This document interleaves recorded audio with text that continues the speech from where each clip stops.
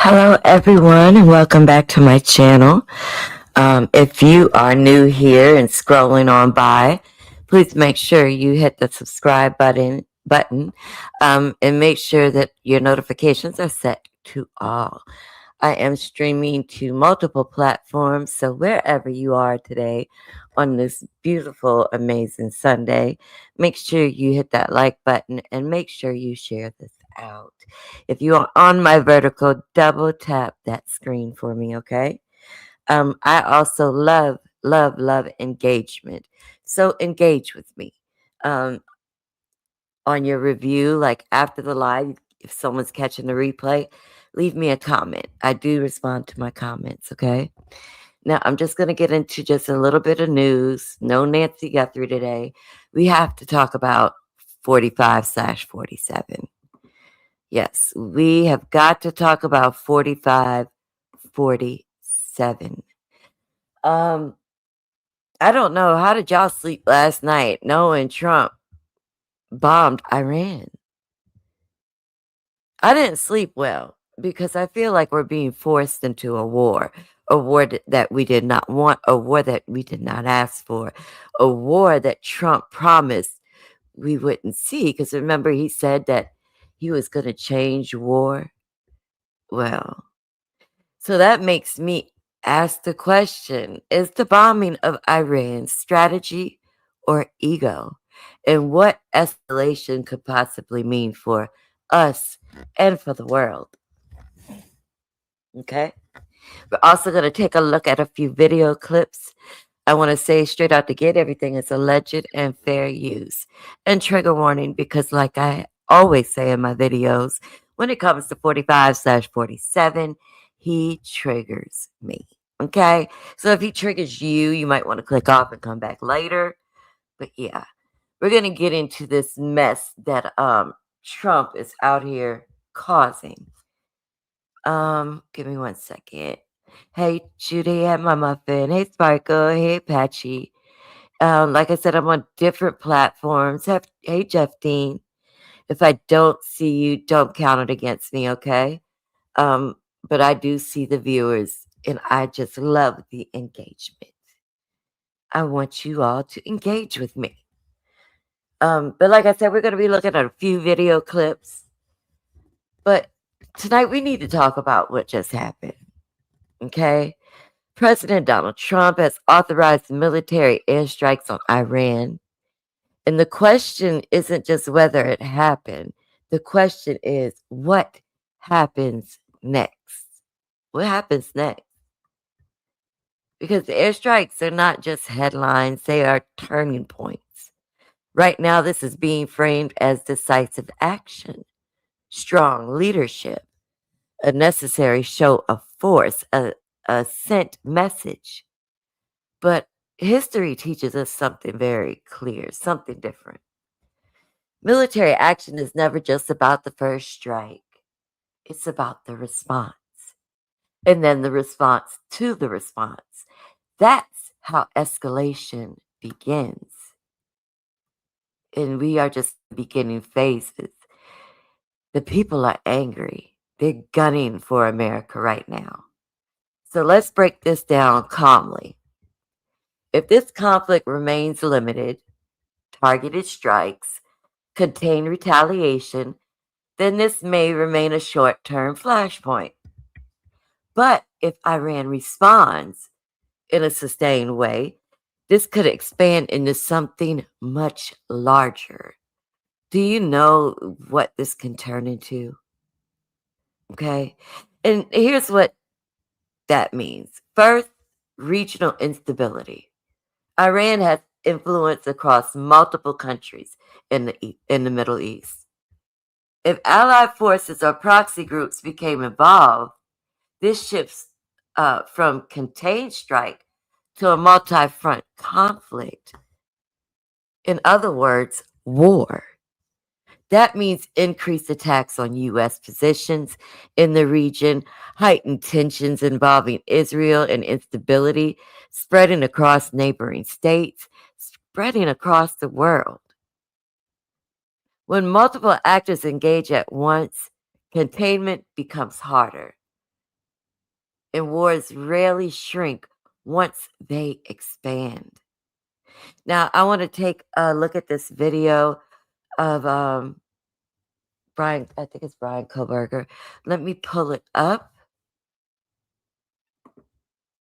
so we can see what's happening and we can discuss. This is the wrong video, but we're going to share this anyway, and I'll move within. Oh, my bad. Brian Tyler Cohen. I said the wrong whole name.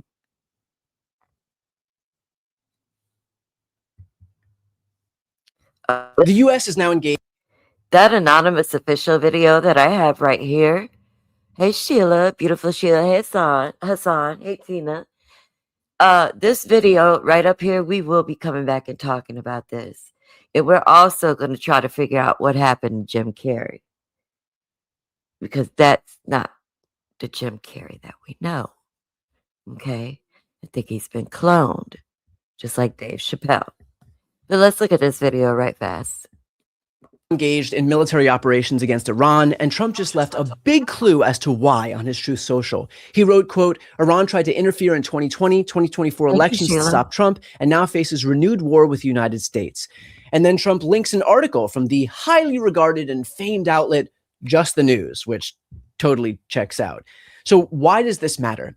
Because by using this claim as the justification for a war, he kills two birds with one stone. First off, this is an instance of wagging the dog, right? Trump is woefully unpopular at home. He is failing on his signature campaign promise to lower costs. He's embroiled in a pedophile sex trafficking ring scandal, and his ICE deployments are so unpopular that he didn't even mention the word ICE one single time at his State of the Union speech. So what does he do? Well, I'm not going to tell you. I'm actually going to let Trump tell you in his own words. 2011, in order to get elected, Barack Obama will start a war with Iran. 2012, I always said Barack Obama will start a war with Iran in some form prior to the election. Also 2012, now that Obama's poll numbers are in a tailspin, watch for him to launch a strike in Libya or Iran. He is desperate. Also 2012, don't let Obama play the Iran card in order to start a war, in order to get elected. Be careful, Republicans. Or this from 2011. Unfortunately, we have a president that doesn't know the first thing about negotiation. We have a real problem in the White House. So I believe that he will attack Iran sometime prior to the election because he thinks that's the only way he can get. Y'all, isn't this ironic and hypocritical? Mr. Raptor, make sure you come back and I will show you why. I'm going to show you befores and afters, and a lot of people are saying it. And also, I looked at someone with a Gematria video, and the numbers are making sense. But yeah, but isn't this ironic how he's talking about the Obamas, and here he's doing what he accused them of possibly doing? Get elected. Isn't it pathetic? Or this from 2012. You know, I've said before, I think Obama will go to war with Iran because I think he views it as good politically. And that's pretty sad. And it's a pretty sad thing to have to say. Wow. But I think he will absolutely go to war with Iran. I think he views that as a positive from a political standpoint. And I think he's just waiting for the right moment. And I think Iran better be damn careful because they are overplaying their hand, just like Gaddafi and just like Saddam Hussein. So if you're wondering what Trump's mindset is here, he already gave it to you. But here's the second reason that he wants this war against Iran, over this idea that Iran rigged the 2020 or 2024 elections to stop him. In his mind, the war legitimizes that claim, which he will then use to claim extraordinary powers to suspend or change election rules in 2026 and beyond. And if you think that's me being alarmist, consider the fact that his White House quite literally this week begun circulating a memo. It would be an executive order that gives them the power to do exactly that. I spoke with Mark Elias about that point. Here's what he had to say. Yeah, so the memo is bonkers. I mean, let's just like lay it out at the beginning that nothing I'm about to describe makes any sense. So if as I go along, you're like, well, that doesn't make any sense. Right. It doesn't make any sense. This is a bonkers memo. But look, it was only a few weeks ago that Donald Trump posted on social media, and we'll put it up right here. I have searched the depths of legal arguments not yet articulated or vetted on this subject and will be presenting an irrefutable one in the very near future. Okay. This was like cryptic, like, first of all, why is legal capital L and arguments capital A? Yeah, that's a 10-year battle that we've been waging. But what does it mean that they are not yet articulated or vetted? Like, what does this all mean? Well, look, this may be very well what Donald Trump had read, this crazy memo that says under these unrelated federal statutes, he has the power to declare an emergency, and that somehow that emergency power would then give him the power to disrupt voting, to not let certain voting equipment be used, to ban mail-in ballots. You know, the irony of all of this, Brian, is that. And I want to pause it here because from my understanding, all of this is because of an alleged rigged election. And we're going to get into that some more. Is that the memo cites two statutes. One is the National Emergencies Act, which is not relevant. And the other is the International Emergency Economic Powers Act. Now, if that sounds familiar, Brian, that is because that is actually the statute that Donald Trump relied on to impose the tariffs that the U.S. Supreme Court said he doesn't have the authority to use for tariffs. So what on earth leads him to believe he has this power to somehow take over elections under a statute that they've actually said he can't even use for tariffs, that is actually supposed to govern emergency economic powers? I mean, it's bonkers, but Brian, it's also terribly worrisome, and it is a big threat to democracy as we move forward. And what I'm worried about here, Brian, is not that this is going to stand up. I mean, I've already said it, and I'll say it again now. If Donald Trump signs an executive order trying to take over any aspect of voting, and I mean any aspect, even 1 centimeter of voting, he's going to get sued by me and my law firm, and we're going to beat him like a drum. Last time he tried to do it in an executive order, that's what we did. We sued and we won. And this one, we will sue again and we will win again. But Brian, what worries me is that the legacy media is treating this with respect and with plausibility and elevating it as if it is something other than a crackpot theory. I mean, the Washington Post, which kudos, was the first news outlet to cover this. It says in the sub-headline, activists who say they are in coordination with the White House are circulating a draft executive order that would unlock extraordinary presidential power over voting. I'm sorry, unlock? No. It's not unlocking power. It is making up out of thin air. It is an authoritarian takeover. It is a wannabe dictator, promulgating something that violates the Constitution. Like, how the hell does the legacy media refer to this as unlocking extraordinary presidential power over voting? There is no extraordinary presidential power over voting to be unlocked. And of course, to watch the full episode with Mark Elias and any of my other interviews, make sure to subscribe to this channel. It isn't always really 100% free, but it's a great way to support my work. That link is right here on the screen. But in other words, Donald Trump. Drew, this is his second go around. There is no Trump in the next election. He can't run again. This is it. Make sure, double tap the screen, please. I see you guys over there. Thank you for hanging out with me.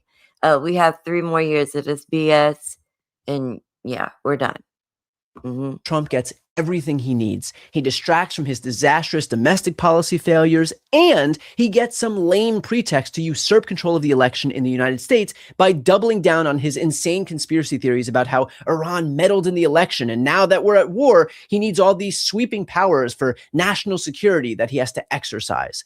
Remember, Trump does not do anything that doesn't help Trump. He is not interested in spreading democracy abroad. Hell, he's responsible for contracting democracy right here at home. This guy's not some champion for civil rights. He's an aspiring autocrat whose only priority is himself and his grip on power. The problem is that he's too ham-handed not to drop 1,000 clues about exactly why he does everything that he's doing. So consider this a warning. Do not be surprised when he uses this action as a pretext to help himself in the upcoming election. He doesn't care who or what has to be discarded, killed, or destroyed in pursuit of his own power, and he's proving as much right now. Veterans hate Trump and MAGA. Y'all is funny. Let me say this before I'm going to still leave the screen up there because we're going to go on to something else. Now, there's going to be economic consequences from all of this. Iran borders the Strait of Hormuz. That waterway is one of the most critical oil transit routes on the planet. If it becomes disrupted through blockades, naval conflict, or strategic interference, global oil supplies tighten. That means rising gas prices, market instability, supply chain pressure. This wouldn't stay overseas. It would reach American households quickly. Let me pull this one up. And we all know that, there have been people unalived. And yeah, we're going to look at this one particular person. And this has them over there chanting something about unaliving Americans. We're going to get into all that.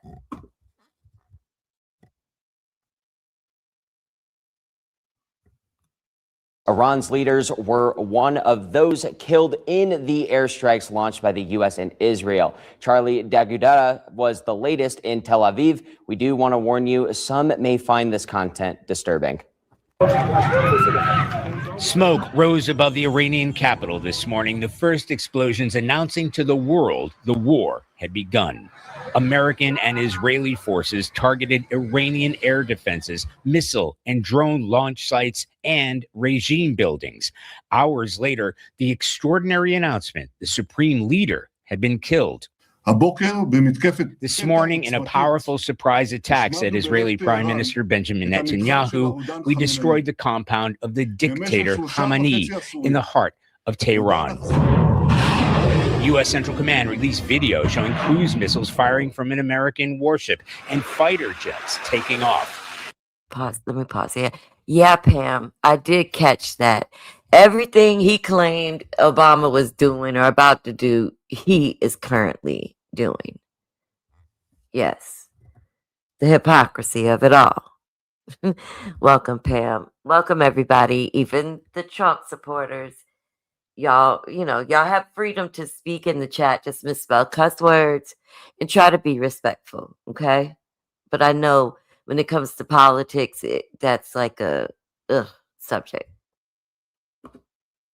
In a joint operation it described as the largest regional concentration of American military firepower in a generation.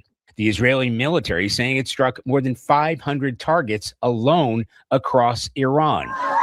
Iran says dozens of people were killed at a girls' school, among at least 200 people reportedly killed so far in the airstrikes. Trump announced the military action on his social media channel. We are going to destroy their missiles and raise their missile industry to the ground. It will be totally, again, obliterated. Iran's retaliation was swift and far-reaching, targeting U.S. bases and allies in more than half a dozen countries across the Middle East.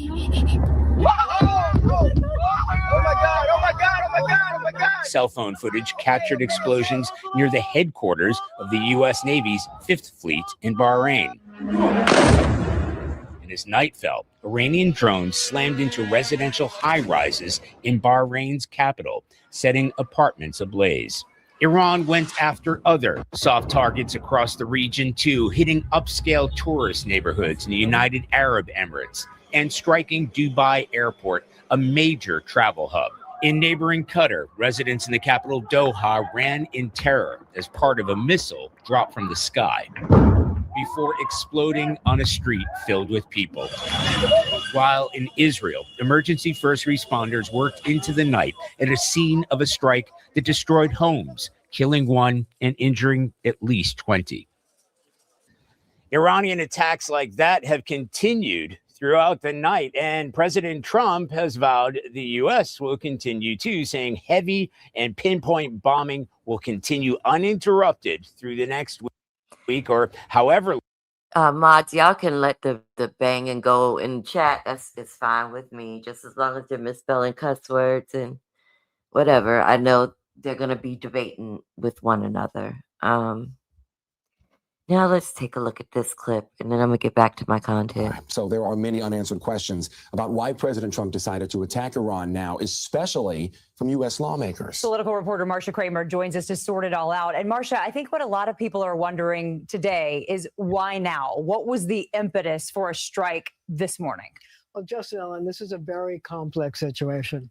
Look, many are calling this a war of choice. There was no imminent threat of attack from Iran, which is still trying to recover from the attack last June on 3 nuclear facilities. Now, many believe the president and his advisors wanted to effect regime change without having to put boots on the ground, hoping that the attack would spur the Iranians to overthrow the government. Now, the president now says it's the best chance for the people to prevail because the Ayatollah was killed in the attack. Remember, there's been widespread national unrest since December when the currency collapsed. So you mentioned it there, Marcia, and that's kind of been the question here all day since these attacks were first held out.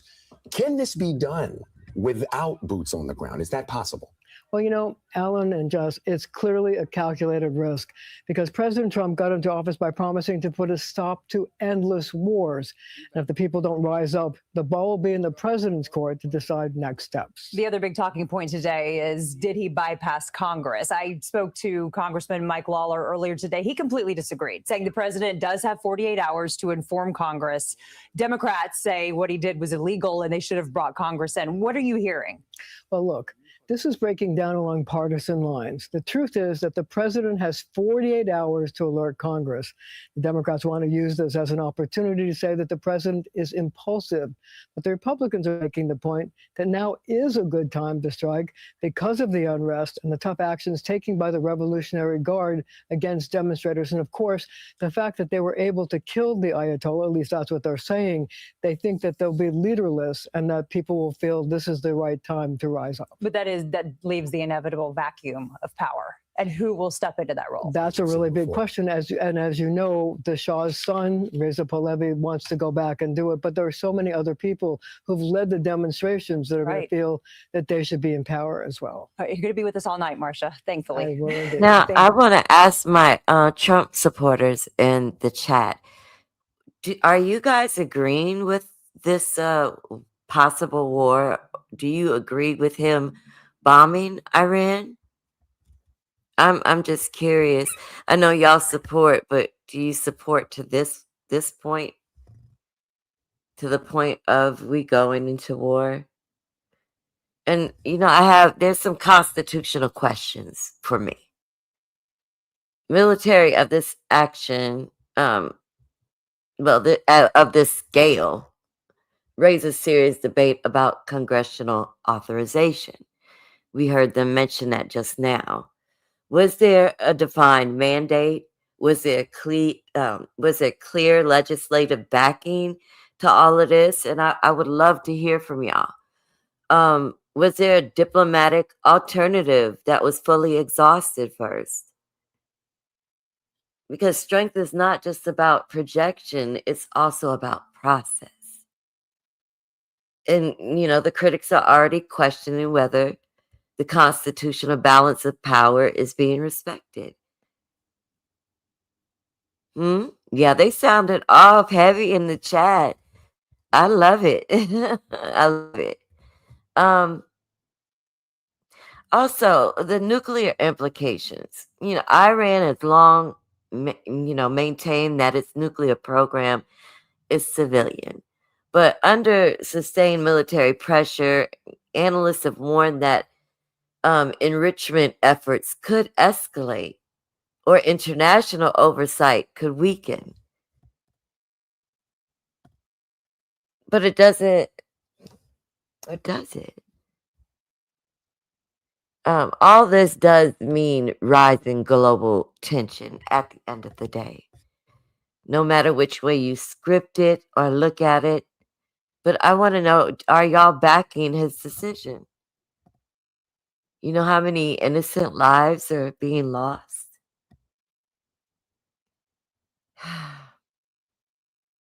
I don't know, y'all. Let me see what other video I have for you guys. And y'all know how I be struggling over here. So there are many unanswered questions about why President Trump decided to attack Iran now, especially. I don't know why I have the hardest time in the world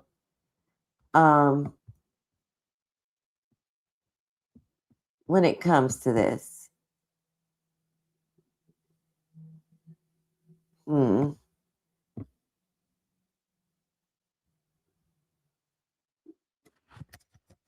Oh yeah, I did want us to look at this video real fast because I found it interesting to the point I stayed the whole video. I didn't fast forward, but I want us to look at this. All hell is breaking loose as Donald Trump and Benjamin Netanyahu's war against Iran is now backfiring. Iran is now retaliating against the United States and Israel's preemptive strikes, and it's bigger than expected. Now, Iran has officially acknowledged the death of Ayatollah Khomeini, and they have stated that they will be exacting a vengeance on anybody who was responsible for the preemptive attack, bigger than they ever have before. Specifically, a statement that comes from Iran's Islamic Revolutionary Guard Corps is as follows: "We will make sure we engage in the most massive and powerful offensive operation in the history of the Islamic Republic, which will begin shortly against Israel and U.S. bases in the Middle East." In addition, Iran's parliament speaker, Mohammad Baghir Kalibaf, on Sunday called the leaders of the United States and Israel, quote, "filthy criminals who will face devastating blows for their ongoing attacks on the Islamic Republic." Quote, "You have crossed our red line and must pay the price. We will deliver such devastating blows that you yourselves will be driven to beg." Now, that follows a social media post that Donald Trump made where he said, now that we've engaged in these preemptive strikes against Iran, hopefully the Iran Revolutionary Guard will join with others and they will take control of Iran and they will support Donald Trump and Netanyahu. And the response to that seems to be, no, that's not happening. And this is what Donald Trump's top generals and admirals and CIA and top intelligence specialists were warning Donald Trump about. Donald Trump posted late last night, "Iran just stated that they are going to hit very hard today, harder than they have ever hit before." Then Donald Trump in all caps writes, "They better not do that, however, because if they do, we will hit them with a force that has never been seen before. Thank you for your attention to this matter, Donald J. Trump." I want to show you what is going on right now in Iran, as there have been massive protests all day. Now, let's be clear. There have been some protests out there and some people taking to the street who, of course, have been thankful and grateful that the Ayatollah has been killed. Authoritarian, repressive regime. So we've seen some of that. But a lot of the images that we're seeing now are these massive, massive rallies that are part of this 40 days of mourning, where in Iran, there's, like in these city centers and squares. It looks like there are hundreds of thousands of people who are chanting death to America, and they are demanding vengeance. That's what's happening. And that's what I was worried about. And I'm thoroughly entertained with Gary and Maggot Destroyer in the chat. Like, y'all really got to go out on in it. But go ahead. Y'all carry on. In Iran. I'm just giving you the facts, folks, about what's actually happening, trying to cut through the propaganda and just give you the facts. So in Isfahan right now, just look how many people are in this city square demanding vengeance. Here, play this clip right here.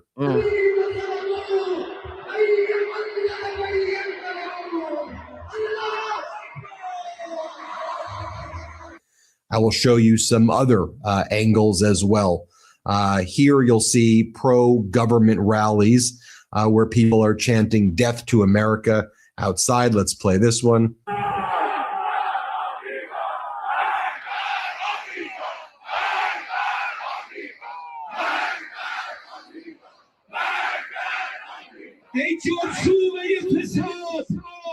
Here is another view. Let's play this clip right here.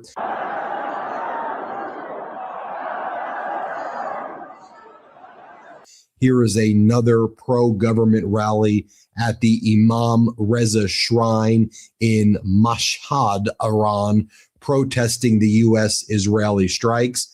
The Associated Press reported and filmed matching crowds chanting death to America at other state-backed events in Tehran as well.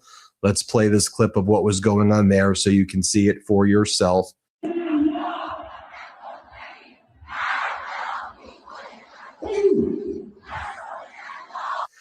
Now, I want to go through what's going on throughout the Middle East, as Iran stated it would be retaliating against U.S. bases and U.S. presence in other neighboring countries, whether that's the United Arab Emirates, Abu Dhabi, and Dubai, whether it's Qatar in Doha, whether it is Bahrain, whether it is Saudi Arabia, whether it is Iraq. Wherever there is a U.S. presence in Kuwait City, in Jordan, Iran has been striking. And of course, Iran has been striking in Israel. I mean, we've seen some massive strikes take place in Tel Aviv as well. I want you to watch here. An Iranian missile hit Dubai International Airport in the morning. You can see the smoke seen rising near the north end of the airfield right there. We'll show you some photos of it. Next, I'll show you the U.S. Air Base at Erbil International Airport in Iraq burning in the morning.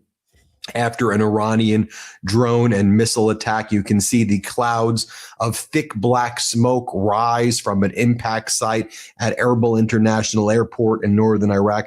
Hat tip to the open source intelligence technical and defenders. They do a good job aggregating this stuff. Take a look right here. There appears to be a direct hit this morning in Doha, Qatar. You can see the smoke clouds billowing there. Iranian strikes on hotel complexes in Manama, Bahrain. Bahrain has been getting hit over and over and over again.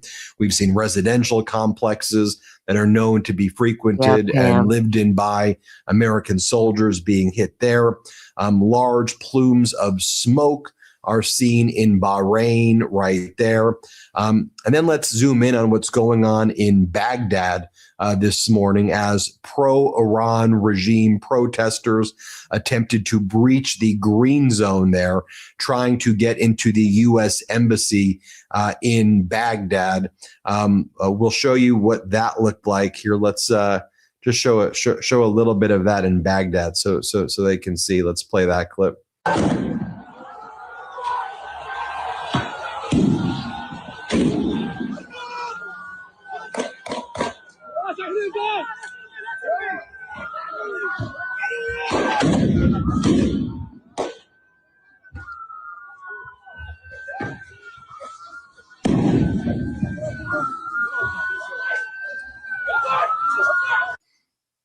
And next, we'll bring you to Pakistan. Now, I understand you guys have a love for Trump, you're Trump supporters. But do you all not feel bad for the people that are getting unalived in this situation, the innocent people? And now there's going to be attacks on Americans, and think about our American soldiers that are going to be passing away or have passed away already. I really feel for them.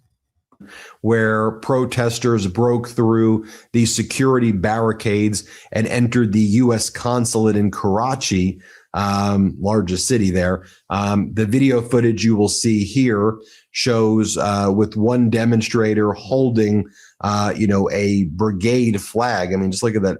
The protests appear to be part of this anti-U.S. demonstration wave in the region, but this is at the U.S. consulate in Karachi. Here, take a look right there. It's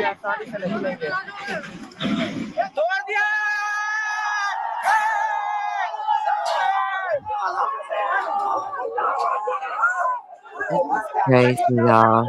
I'm sorry, it is.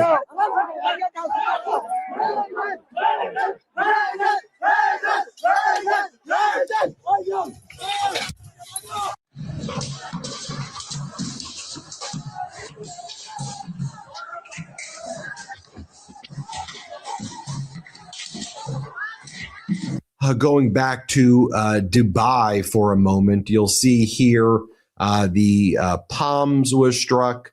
The Burj Al Arab Hotel was struck as well. You can see those images right there. Also, some of the early reports coming in out of Iran suggest that Ayatollah Khamenei's son, Mujtaba, is going to be named as the next supreme leader. There was this succession plan that was already being discussed. So Mujtaba is believed, we'll see what happens, to be the next Ayatollah. It's being described that this will symbolize his father as a martyr who died waging a holy war against the West in the name of Imam Ali ibn Abi Talib. And Mujtaba is just as extreme, if not more extreme, than his father. And he was known for propping up people like Ahmadinejad as the president. And he's also known for the brutal protest crackdowns that just took place, where as many as 30,000 protesters may have been massacred. So to the extent anybody thought that this was going to be some kumbaya moment and that the Islamic Republic was just going to collapse and they were just going to take it and roll over and surrender, the opposite seems to be taking place as we are. Thank you, Judy, for the 5 gifted memberships. If you don't mind, if you received a membership from Judy, can you please thank her? And I do members only lives. I have members content. I love engaging with y'all. So you guys let me know if you want to talk about it, if you want to hit the link, have a debate. Okay. Or looking at what's going on in the region. The latest YouGov poll, do you approve of the way Donald Trump is handling Iran? This was taken on February 28th.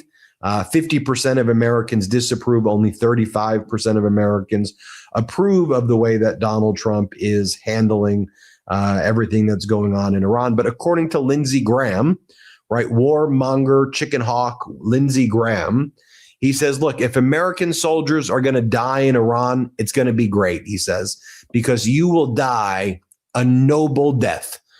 For all the soldiers, for all the parents of soldiers, if you're worried that your kids, or if you're worried you're going to die in the Middle East right now, according to MAGA, it's great because it's going to be noble. Your children will be martyrs, is basically what Lindsey Graham is saying for the MAGA regime change plan. Here, play this clip. Command. And if we lose anybody in this operation, they will have died a noble death because they will have risked their lives and sacrificed. And let me say, I know Trump is on the screen, but the person that you hear talking is Lindsey Graham. I'm a South Carolina person. I'm from the Low Country. I do not like Lindsey Graham. I swear I don't like him. Sacrifice their lives to make us safer here at home. speak. Now, you will all recall that, I guess, Donald Trump and his regime, the Trump regime, I think were first trying to tell us that what this was all about was trying to stop Iran enriching uranium. That was one of the things, although they said back in June that all of the uranium was obliterated and it was mission accomplished. Remember Operation Midnight Hammer, right? What are they calling the one right now? Operation Epic Fury. I think the Epic Fury is how the American people feel about this despicable Trump regime, how Trump's MAGA supporters feel about the betrayal, how all Americans feel when Donald Trump promised no wars, no regime change. Epic Fury is what the American people are feeling right now, but we should be calling. And I would like to know the same thing. How do y'all feel? Because he accused the Obamas of doing this. He accused them. But here he's doing what he accused them of doing. It's just a hypocrisy for me. And I know y'all get down with Trump, but y'all can't call out what's in front of you. Call it out. Now here's the core issue. Was this move strategic? Was it a clearly defined objective, a diplomatic off-ramp, a long-term containment plan, or was this reactive? Because the difference matters. If this remains contained, supporters will call it divisive. If it spirals, critics will call it reckless. And then the American people will live with the outcome either way. And it's just, I don't know, guys. I don't know. I'm an empath. So the people that are getting hurt in this, it really does affect me. It bothers me. No one deserves this. Did I look at this one, guys, before I close? All right. So there are many unanswered questions about why President Trump decided to attack Iran now, especially from U.S. lawmakers. Political reporter Marsha Kramer joins us to sort it all out. One, right? Marsha, I think.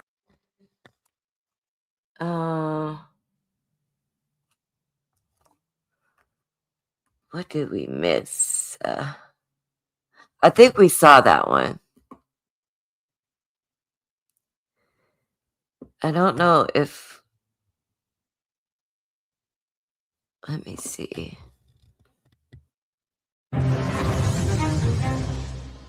Welcome back to our breaking news coverage of the U.S.-Israeli joint attack on Iran. We begin this hour with a stern warning. Captain, Gary don't have a wrench, so he can't block you guys. Promised to carry out what it says will be, quote, y'all are good the in most the chat. intensive offensive operation ever against Israel and American Mideast bases. The caution comes as Iranian state media finally confirmed that Supreme Leader Ayatollah Ali Khamenei was killed during the strikes. President Trump first announced Khamenei's death on Truth Social, writing, quote, Khamenei, one of the most evil people in history, is dead, adding, quote, this is the single greatest chance for the Iranian people to take back their country. In a phone interview with CBS News, Trump, when asked who is now calling the shots in Iran, said, quote, I know exactly who, but I can't tell you. Also in that interview, Trump voiced optimism about future diplomatic talks with Iran, saying it's, quote, much easier now than it was a day ago, obviously, because they are getting beat up badly. Meanwhile, President Trump is not letting the international flashpoint upend fundraising as usual. Tonight, he attended a MAGA fundraiser at Mar-a-Lago. White House Press Secretary Carolyn Levitt called the event, quote, more important than ever. Some Democrats and Republicans are trying to force a vote to limit Trump's actions in Iran moving forward. Ranking member of the Armed Service Committee, Congressman Adam Smith voiced his concern in a statement saying, quote, "Let me be clear that I oppose these preemptive strikes and am concerned the situation is prone to rapid escalation that puts Americans at risk and threatens to drag us into a war of choice with no strategic endgame." Congressman Adam Smith joins us now. Congressman, so what's the Democrats' plan now that President Trump has taken military action against Iran without congressional approval? Well, up front is to force a vote. And I think that's the minimum that we should expect. If there are members who support this decision to go to war, that's okay. It's a representative democracy, but they ought to be on record doing that. I mean, this is the largest military operation our country has ever launched without really any justification for it from the president to the American people or to Congress or without any congressional vote. So I think we ought to have a vote. So we're going to try and force that vote. Obviously, we have concerns about the operation itself, but the constitutionality of what the president has done and the way he has done it is in a very authoritarian, autocratic manner. He didn't even, he gave his State of the Union speech 4 days ago. He talked about Iran for 3 minutes, didn't mention this at all.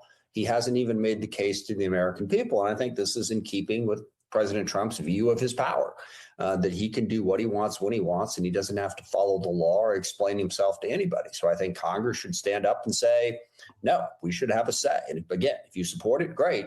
But at a minimum, the elected representatives of this country ought to be on record. Congressman, but what are the consequences if, in fact, Congress does not give authorization for this military action? I asked the same question to the House Minority Leader, Hakeem Jeffries. Take a listen to what he said. So to clarify, if the president goes ahead and strikes Iran without congressional authorization, would that be an impeachable offense? You said it's unconstitutional. Well, we'll cross that bridge when we get to it. And I want to comment on Captain. I agree with you 100%. And I thought I had a video touching on that, but I don't see it in here. I don't see it in here. Before I close, I want to go to Trump's initial speech on this. We're going to look at that, and then I'm going to give my closing remarks. But, Captain, you're on point, bro. You're on point. Where is it? I think I took it out. Oh.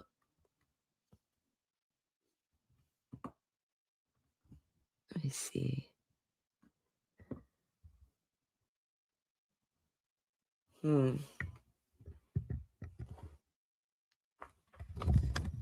on, guys. Let me look it up.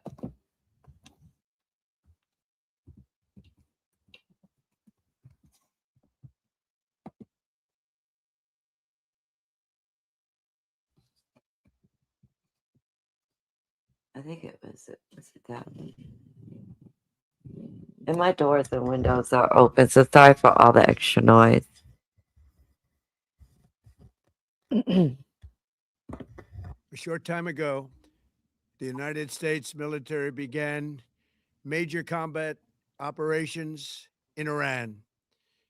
Our objective is to defend the American people by eliminating imminent threats from the Iranian regime, a vicious group of very hard, terrible people.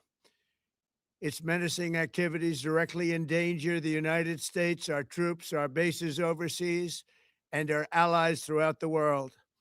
For 47 years, the Iranian regime has chanted death to America and waged an unending campaign of bloodshed and mass murder, targeting the United States, our troops, and the innocent people in many, many countries. Among the regime's very first acts was to back a violent takeover of the U.S. Embassy in Tehran, holding dozens of American hostages for 444 days. In 1983, Iran's proxies carried out the Marine barracks bombing in Beirut that killed 241 American military personnel. In 2000, they knew and were probably involved with the attack on the USS Cole. Many died. Iranian forces killed and maimed hundreds of American service members in Iraq. The regime's proxies have continued to launch countless attacks against American forces stationed in the Middle East in recent years, as well as U.S. naval and commercial vessels in international shipping lanes. It's been mass terror, and we're not going to put up with it any longer. From Lebanon to Yemen and Syria to Iraq, the regime has armed, trained, and funded terrorist militias that have soaked the earth with blood and guts. And it was Iran's proxy, Hamas, that launched the monstrous October 7th attacks on Israel, slaughtering more than 1,000 innocent people, including 46 Americans, while taking 12 of our citizens hostage. It was brutal, something like the world has never seen before.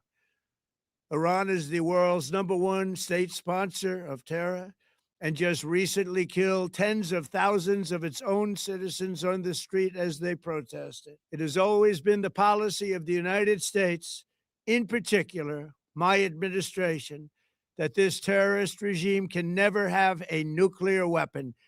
I'll say it again. They can never have a nuclear weapon. That is why in Operation Midnight Hammer last June, we obliterated the regime's nuclear program at Fordow, Natanz, and Isfahan. After that attack, we warned them never to resume their malicious pursuit of nuclear weapons, and we sought repeatedly to make a deal. We tried. They wanted to do it. They didn't want to do it. Again, they wanted to do it. They didn't want to do it. They didn't know what was happening. They just wanted to practice evil. But Iran refused, just as it has for decades and decades. They've rejected every opportunity to renounce their nuclear ambitions, and we can't take it anymore. Instead, they attempted to rebuild their nuclear program and to continue developing long-range missiles that can now threaten our very good friends and allies in Europe, our troops stationed overseas, and could soon reach the American homeland.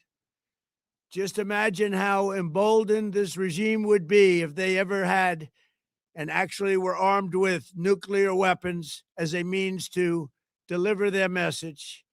For these reasons, the United States military is undertaking a massive and ongoing operation to prevent this very wicked, radical dictatorship from threatening America and our core national security interests.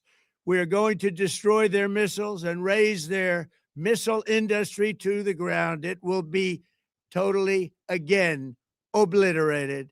We're going to annihilate their Navy. We're going to ensure that the region's terrorist proxies can no longer destabilize the region or the world and attack our forces and no longer use their IEDs or roadside bombs, as they are sometimes called, to so gravely wound and kill thousands and thousands of people, including many Americans. And we will ensure that Iran does not obtain a nuclear weapon. It's a very simple message. They will never have a nuclear weapon.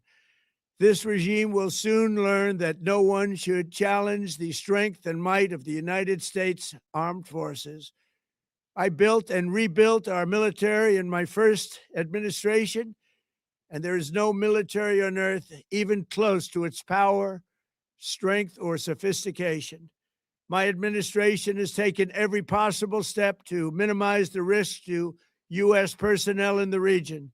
Even so, and I do not make this statement lightly, the Iranian regime seeks to kill. The lives of courageous American heroes may be lost, and we may have casualties. That often happens in war. But we're doing this not for now. We're doing this for the future, and it is a noble mission. We pray for every service member as they selflessly risk their lives to ensure that Americans and our children will never be threatened by a nuclear-armed Iran. We ask God to protect all of our heroes in harm's way, and we trust that with his help, the men and women of the armed forces will prevail We have the greatest in the world, and they will prevail. To the members of the Islamic Revolutionary Guard, the armed forces, and all of the police, I say tonight that you must lay down your weapons and have complete immunity, or in the alternative, face certain death. So lay down your arms. You will be treated fairly with total immunity, or you will face certain death. Finally, to the great, proud people of Iran, I say tonight that the hour of your freedom is at hand. Stay sheltered. Don't leave your home. It's very dangerous outside. Bombs will be dropping everywhere. When we are finished, take over your government. It will be yours to take.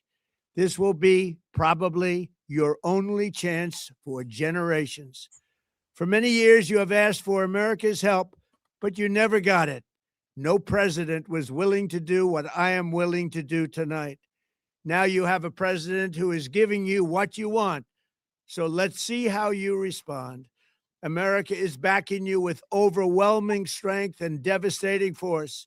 Now is the time to seize control of your destiny and to unleash the prosperous and glorious future that is close within your reach.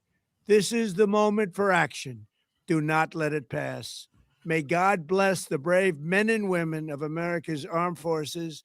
May God bless the United States of America. May God bless you. And I left that comment up on the screen. Send Barron over there. How would you feel if he went over there to fight this, to deal with this conflict? Okay. Now I see y'all bringing up Epstein. I swear, and I promise y'all, I will be coming with my Epstein live because I have some videos and pictures I want to show y'all. I want to break a few things down. So we're really going to dive deep, and then we're going to talk about CIA and MK Ultra. Those are the next two upcoming lives besides some other celebrity stuff that I want to talk about. But I don't know, y'all. How do y'all feel that this is happening? I know a lot of y'all in the chat support Trump, but do you not think that this was so unnecessary? I mean, it is to me, but all right. Let me see, guys, because I'm about to close. Well, all I'm going to say, y'all make sure y'all, double click the screen you liked, you shared if you liked the video, comment, engage with me. I want to know your thoughts. And if there are questions, we can come back another time and address those questions. Now, I'm going to leave you with this. If this was strategy, we'll see stability. If all of this was ego, we'll see escalation. And time will then expose the difference. Trust and believe me. It's okay, EJ. I'm getting ready to end, and I'm going to be going live. I'll be on camera in a few minutes. So I hope you guys have a good rest of your Sunday. I'm doing self-care this week, and I did myself yesterday. Today is the boys' self-care Sunday. So the cat and the dog is getting a bath today. But I will be live again in 30 minutes. Thank you for hanging out with me. Thank you for the engagement. Thank you for the fight in the chat. I thoroughly enjoyed you guys. And I will see you on my next live. Have a good one.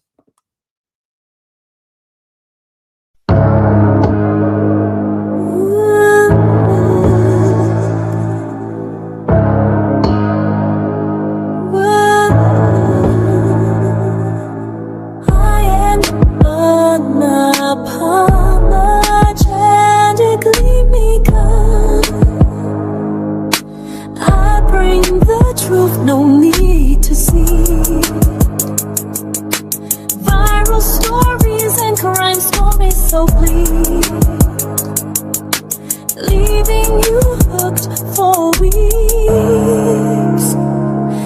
exposing liars and racists too. Crimes and scandals all exposed to you. My creativity paints the view, pull you in like the morning dew. My voice will ring through your soul tonight, forever echo in your mind's sight. Like and share if you feel the light. Subscribe and hit the bell so right. The monarchy reigns, it rules the game. Become a member, don't be late. Every story I claim the frame. Truth and fire is my name. Exposing liars and racists too. Crimes and scandals I'll expose to you. My creativity paints the view, pull you in like the morning dew. My voice will ring through your soul tonight, forever echo in your mind's sight. Like and share if you feel the light. Subscribe and hit the bell